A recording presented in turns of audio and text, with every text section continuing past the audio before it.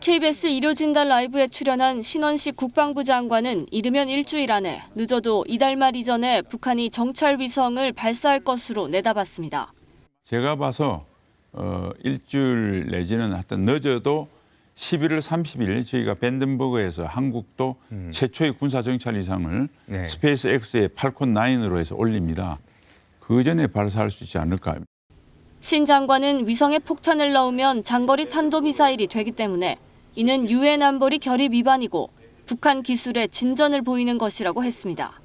특히 현재 우리 군의 군사적 우위 핵심이 북한 감시 능력인데 북한이 정찰 위성 발사에 성공하면 이 강점이 없어질 수 있기 때문에 미국도 주시하고 있다는 겁니다. 그는 북한이 최근 신형 중거리 탄도미사일용 고체 연료 엔진 시험에 성공했다고 발표한 것에 대해 상당한 진전이 있는 것으로 평가했습니다.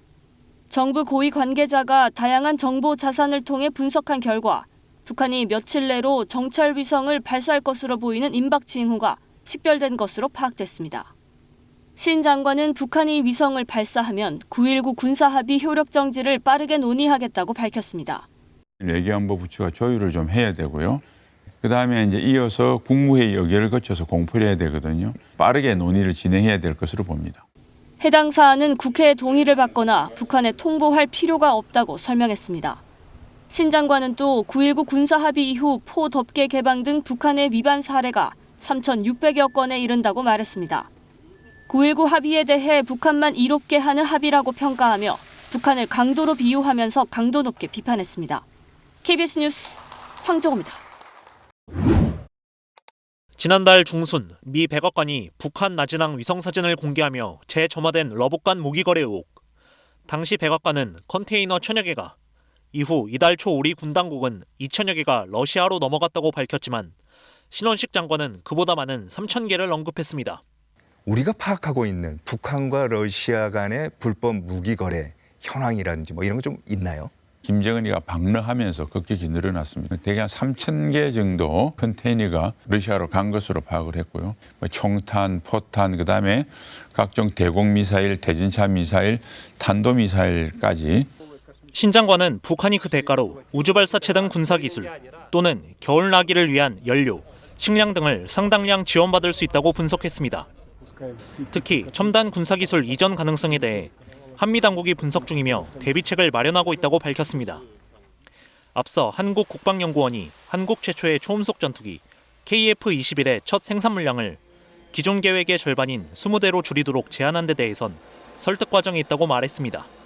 기재부 그다음에 국회 설득에 나가는 과정인데 무슨 진전이 있다고 말씀을 드리고요. 최악의 20대가 되더라도 바로 연결될 수 있도록 하는 어떤 절충점도 고려를 하고 있습니다.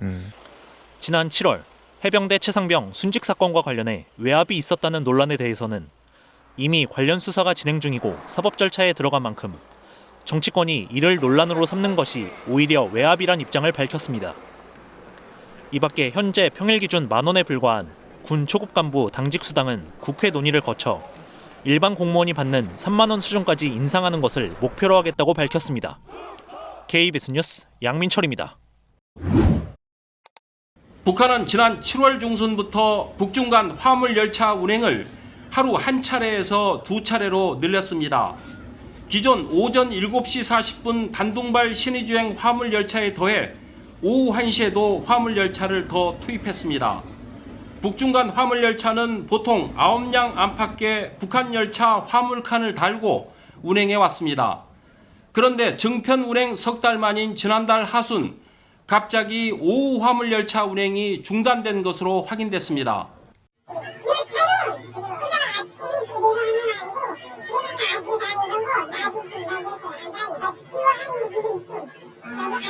화물 열차를 하루 2차례 운행하던 지난 9월 북중 교역액은 2억 1천만 달러로 북중 국경이 봉쇄된 2020년 1월 이후 3년 8개월 만에 최대치를 기록하기도 했습니다. 실제로 이를 반영하듯 지난 10월 한 달간 북중 교역액은 전달보다 11%가량 감소했습니다. 하루 2차례 북중 화물 열차 운행이 시작한 지난 7월 이후 증가세를 보이던 교역이 꺾이기 시작한 것입니다. 화물 열차 운행 축소가 교역량 감소에 직접적인 영향을 미친 것으로 보입니다. 북한과 중국 모두 코로나 상황이 호전되면서 교역량이 늘어날 법한데 오히려 운행 횟수를 절반으로 줄인 겁니다.